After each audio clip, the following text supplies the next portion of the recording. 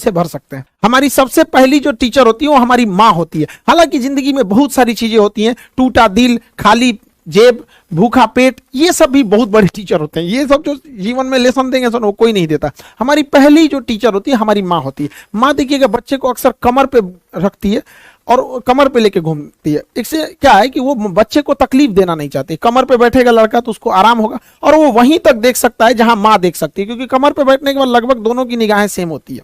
तो माँ सोचती है बेटे को आराम रहे। पिता की सोच थोड़ी डिफरेंस होती है। पिता अगर खुश होगा तो बच्चे को कंधे पे बैठाएगा।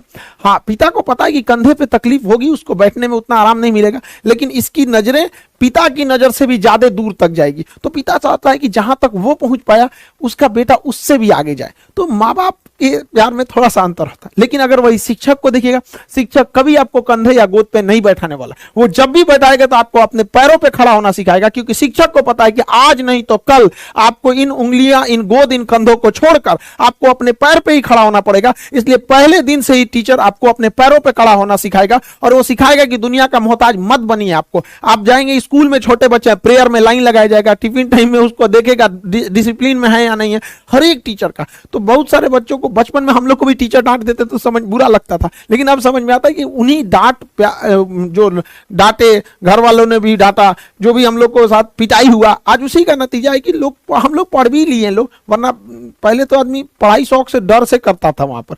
तो टीचर की भी रिस्पॉन्सिबिलिटी बनती, उनको भी समझना चाहिए।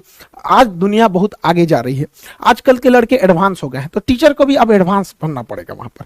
उनके साथ टीचर को अब एक फ्रेंड की तरह भी पढ़ाना पड़ेगा।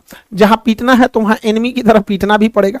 तो दोनों बैलेंस करना जरूरी है। हमारे देश में शिक्षकों की कभी कोई कमी नहीं है, चाहे वह हमारे आचार्य चाणक्य हों, जिन्होंने एक इतने बड़े कुशासन के धनानंद को समाप्त करके एक साधारण व्यक्ति को रंग से राजा बना दिया। वहां पर हमारे द्रोणाचार्य रहे हो या स्वयं कृष्ण भगवान रहे हो, जिन्होंने गीता में अर्जुन को न जाने कितनी शिक्षाएं दी, वो युद्ध के मैदान में ही इतनी बड़ी शिक्षा दी है। तो हमारा देश जो है ऐसे ही नहीं विश्व गुरु कहलाता है। विश्व के जो भी बड़े बड़े गुरु हुए हैं वो यहाँ से ताल्लुक रखते थे, तो हम विश्व गुरु कहलाते थे। हमारा कर्तव्य बनता है कि हम इस धरोहर को, इस जिम्मेदारी को संजो के रखें। ये हमारा कर्तव्य बनता है कि हम इसे और आगे ले जाएं, न कि हमें इसे धूमिल करें, क्योंकि इस धरोहर हमें विरासत में मिली है, न कि हम लोगों ने इसमें बहुत बड़ा योगदान दिया। हमारे पूर्वजों की विरासत है, हमें कोशिश करना चाहिए कि इसे आगे बढ़ाएं।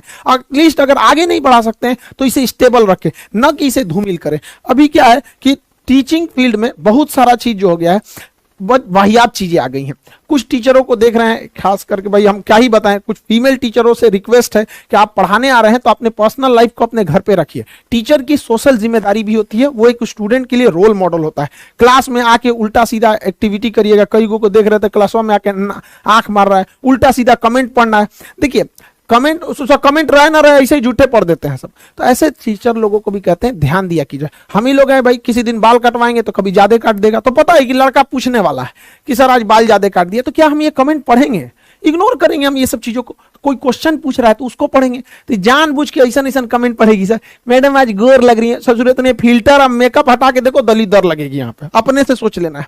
तो देखिए, हम किसी से, हमारा कोई द्वेष नहीं है, बस हम इतना कहना चाहते हैं कि हमारे देश की जो संस्कृति है, जो हमारे देश की विरासत है, उसे खिलवाड़ करने का अधिकार किसी को नहीं है। अगर कोई उससे खिलवाड़ करेगा तो हम उसका विरोध करेंगे। हम हाथ जोड़ के विनती करते हैं कि हमारे देश की जो धरोहर है उसे बचा के रखिए। हमारा देश विश्व गुरु के नाम से जाना जाता है। इस धरोहर, इस संस्कृति को बचा के रखिए। यह भी आपकी एक देशभक्ति है, इसे बचा के रखना है। जिसको बहुत ज्यादा शौक है इंग्लैंड चल जाए ना, वहां जैसे मन वैसे पढ़ाना है पढ़ाओ, जो मन पहन के पढ़ाना है पढ़ाओ यहाँ पर। लेकिन हमारे देश की जो धरोहर, जो संस्कृति है, उसे बचा के रखिए। हम प्रेम से समझा रहे हैं, वरना फिर लड़का आप लोग को उल्टा सीधा सुनाएगा तो आप कहिएगा लड़का बोलते हैं सब।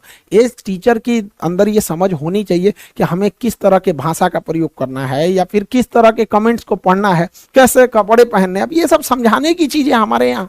टीचर की पहचान उसके पढ़ाने से होनी चाहिए। जैसे हमारे संदीप महेश्वरी सर, इनकी पहचान क्या है? मोटिवेशनल वीडियोस देते हैं, इनके कंटेंट जो होते हैं मोटिवेशन से रहते हैं। ये हमारे विवेक बिंद्रा साहब बिजनेस कोच हैं, बिजनेस के नए नए आइडियाज देते हैं। यहाँ पर एपीजे अब्दुल कलाम क्यों जाने जाते हैं? मिसाइल मैन के लिए। खान सर के बारे में कुछ क्यों जाने जाते हैं? तो जटिल चीजों को समझा देते हैं, ना कि नाचने गाने के लिए यहाँ पर। तो कई ऐसे टीचर हैं जो पढ़ाने से ज्यादा नाचने गाने के लिए फेमस है। तो प्लीज आप लोगों से हाथ जोड़ के विनम्र विनती करते हैं कि आप ध्यान दीजिए, समाज का एक आप रोल मॉडल हैं, आपको समाज के हिसाब से चलना पड़े। देश ने इतना बड़ा धरोहर दिया है, भारत में जितना शिक्षकों का कदर होता है ना, उतना विश्व में कहीं नहीं होता है। आपको विश्वास नहीं होगा, चलिएगा अमेरिका में, एक के रेस्टोरेंट में टीचर चाय पी रहा है, वही में कोनो लड़का अपनी गर्लफ्रेंड को लेकर आके चाय पी रहा है। हमारे यहाँ आज भी संस्कार जितना टीचरों को दिया जाता है, हमारे यहाँ कहा जाता है गुरु गोविंदो पाकरो काको लागो पाए, बलिहारी गुरु आपने गोविंद दियो बताए। हमारे यहाँ भगवान से बड़ा दर्जा दे रहा है, तो आप इसको समझिए। भगवान लोग को भी देखते हैं कैसे रहते हैं, तो इस चीज को प्लीज समझिए, हम ये क्यों कर रहे हैं। ये एक हमारी विरासत है, इसे बचा के रखना हम सब का सामूहिक जिम्मेदारी है। हर जगह जहां कुछ लोग रहते हैं, आपसी कुछ मतभेद हो जाते हैं, तो हम सारे लोगों से भी यही कहते हैं, आज का दिन शिक्षक दिवस है, स्टूडेंट से भी कहते हैं और टीचर लोगों से भी कहते हैं कि आपसी विवाद को आपस में ही सुलझा लेना चाहिए। विवाद से विकास रुक जाता है, आपसी विवाद को सुलझा लेना चाहिए, ना कि तू मैं करके विवादों को बढ़ा देना चाहिए। हमारे पास तो कई हमारे मित्र हैं, टीचर हैं लोग, वहां पे कई बार ऐसा कहते हैं कि सर अपना बैचवा थोड़ा देर से दीजिएगा ना, हम थोड़ा सा बैच अनाउंस करके तो कुछ एडमिशन ले लेते, तो क्या हम उससे लड़ने जाएंगे? हम कहे ठीक है भाई, थोड़ा सा देर से ही दे देंगे। एक लड़का हमारे ऑफिस में आया, कह रहा है कि सर हम आपके पास फाउंडेशन किए, सारा कोर्स किए, एग्जाम में थोड़ा सा डिले हो गया तो हम एक जगह टेस्ट सीरीज पकड़ लिए। उनका कहना है कि लड़का हमारे यहाँ से पढ़ा था, हम बताइए सर हम जा रहे हैं अभी ये करने। हम उसको समझा रही गधा कहीं का, अभी ये से तुम इतना गुस्सा क्यों करने लगा? तो स्टूडेंट सबको ये समझ में नहीं आता है कि यार तुम इतना ज्यादा गुस्सा क्यों करने लगता है। कोई को भी गुस्सा हमेशा मूर्खता से प्रारंभ होता है और पश्चाताप पे प्रारंभ होता है। कभी गुस्सा नहीं कीजिए, कभी किसी की बुराई नहीं कीजिए, अपने काम पे फोकस कीजिए। जब हम YouTube स्टार्ट किए थे तो हमको मतलब कोई खास आइडिया नहीं था, लेकिन YouTube का आप मेरा फर्स्ट वीडियो भी देखेंगे तो हम जय हिंद बोल के आते हैं, पढ़ाते हैं और जय हिंद बोल के चले जाते हैं। ना ही कभी कोई इधर उधर किसी कभी नहीं कहें कि वो अच्छा खराब है ये सही है, ऐसा कभी नहीं किए हैं आप। और आज हमको भी बहुत खुशी होती है कि भारत जो विश्व गुरु के नाम से जाना जाता था, आज दुनिया में सबसे बड़ा एजुकेशन चैनल जो है वो खान जीएस रिसर्च सेंटर। ये आप लोग की बदौलत है, इसमें हमारा कोई अहंकार नहीं है, ये आप लोग के, आप नहीं रहते तो कभी नहीं हो सकता था ये चीज। तो ये भी हमारे हम सब के प्रति एक देश की भी जिम्मेदारी होती है कि देश को कैसे आगे ले जाया जाए। तो हम सब की सामूहिक जिम्मेदारी